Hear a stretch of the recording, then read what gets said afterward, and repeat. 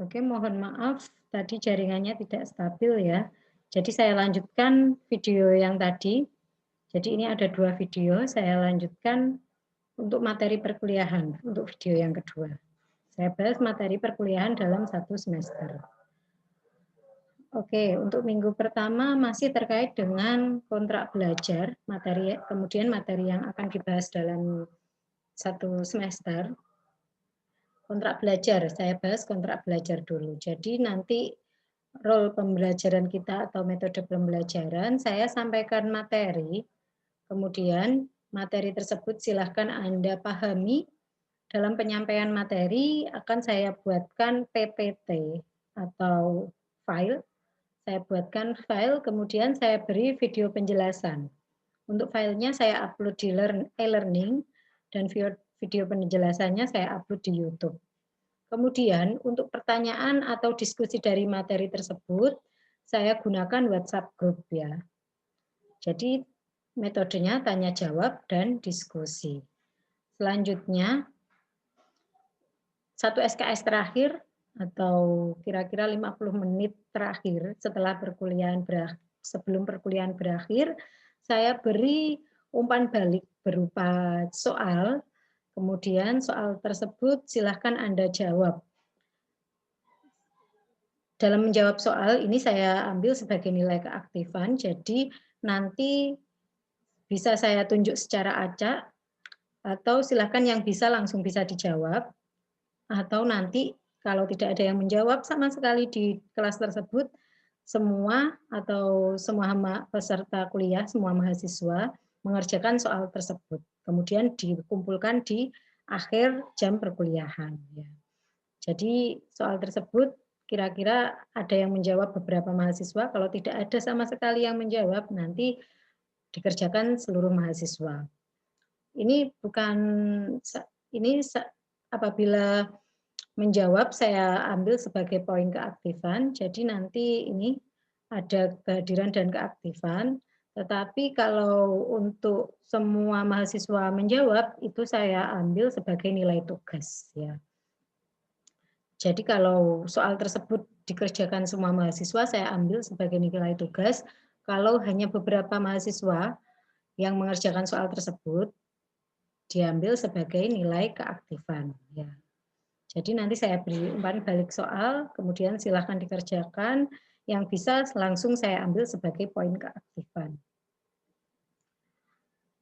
Kemudian pertemuan kedua ini membahas statistika deskriptif. Jadi apa itu statistika deskriptif? Kita ulas kembali mengenai min, median, modus. Ya, mungkin ini sudah pernah dibahas di mata kuliah sebelumnya. Jadi ini pertemuan kedua masih review materi mata kuliah sebelumnya.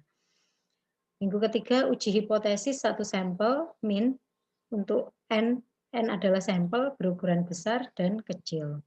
Keempat, uji hipotesis beda 2 sampel untuk N besar dan kecil. Minggu kelima atau pertemuan kelima, pengujian hipotesis untuk 1 dan 2 sampel varian. Pertemuan keenam, selang kepercayaan 1 dan 2 sampel min dan varian. Pertemuan ketujuh, kuis. Jadi ini nanti di dalam 1 semester ada 1 kali kuis ya. Kuis bobot prosentasenya 20%, ya, kuis dan tugas. Selanjutnya, hipotesis korelasi. Ini sama dengan atas ya, kuisnya dihilangkan ya. Kuisnya ini sudah masuk di sini. Kemudian UTS. Jadi semua materi saya sampaikan sendiri ya.